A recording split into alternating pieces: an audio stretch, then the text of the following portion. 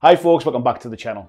So when I was a kid, I had a cousin and he played toy soldiers. That was all I knew. I just knew that he played toy soldiers. I now know, with the power of hindsight and a little bit of knowledge, that he had a huge Napoleonic era British Redcoat army. And he played every single weekend in tournaments and travelled all over the place for it. Now these huge armies were locked behind glass cabinets and I wasn't allowed to touch them. And so started my lack of interest in historical gaming. As I got a little older, I was introduced to Citadel miniatures by a school friend. He had a much older brother who was into Blood Bowl and he used to spend his time painting those miniatures, and he had them all displayed in his bedroom. So we started to go shopping on weekends, go into town, picking up the odd Citadel miniature, picking up the odd pot of paint, and basically trying our best to try and paint some of these little metal figures. Not long after that, I got Hero Quest as a Christmas present. Yes, that very copy there. I've still got it all these years later. And so started a little bit of love with fantasy genre. I got into the fighting fantasy books and I was starting to get immersed in that world. However, this didn't last very long. I suddenly became all obsessed with Star Wars and playing with those little Kenner figures, and I went off down a completely different path. As I got a little older, into being a teenager, sport was my main passion. I used to spend a lot of time running and I used to play football and a number of other sports as well, and pretty much all of my free time was taken up with sport. Miniature gaming was just never on my radar back then. Fast forward a little bit further, I think I was probably about 28 years old, and walking past the Games Workshop one day, I decided to pick up some of those miniatures that I remembered from being a kid and just paint some at home. I was spending more time at home, so I thought I'd paint some miniatures. And I picked up Warhammer 40,000 miniatures, as sci-fi was very much my kind of taste and my aesthetic. As time went on, I'd painted quite a few of these miniatures, so I thought, why not try and find out how to play, learn sort of what all this gaming's about. So I went to a local gaming group. Now that gaming group was quite a sizable one, based in a church hall, and it turned out that the sci-fi gamers, the 40k players, were by far and away the most welcoming.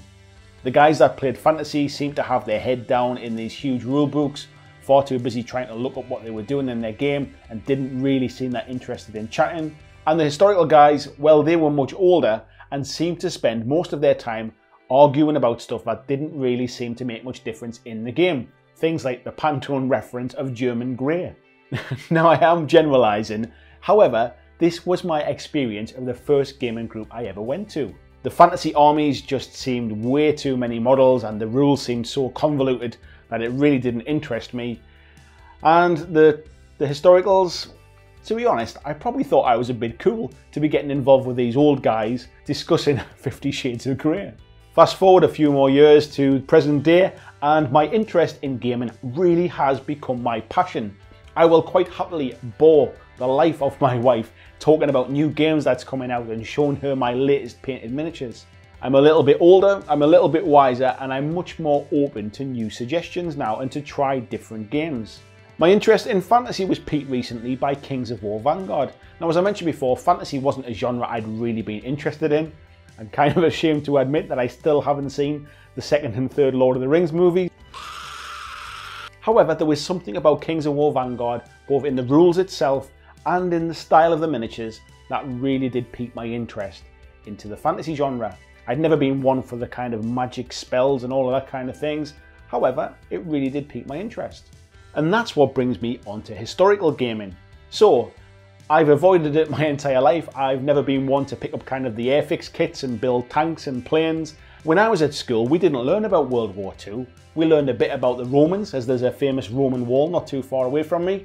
And we learned about the Industrial Revolution. So things like World War II has never really been a big interest of mine. I can appreciate the sacrifices that people made, but it's never been something I felt the need to really delve into for the background. As I mentioned before, maybe I was a little too cool for it back then. However, I ain't getting any younger and I'm certainly not too worried about being the cool kid anymore. So that's where you come in. Please tell me what you love about historical gaming. Is the colour of your models really that important? Or did I just encounter a bunch of those guys that go, well actually, I think you'll find that, do you need to be engrossed in the history of it? Or does it play more like a World War II Hollywood movie? Are there any historical skirmish style games that would be a good starting point? Let me know down in the comments where you think somebody new to historicals would be best placed to kind of dip their toe in. Convince me that I'm wrong to avoid historicals and sell me on your passion.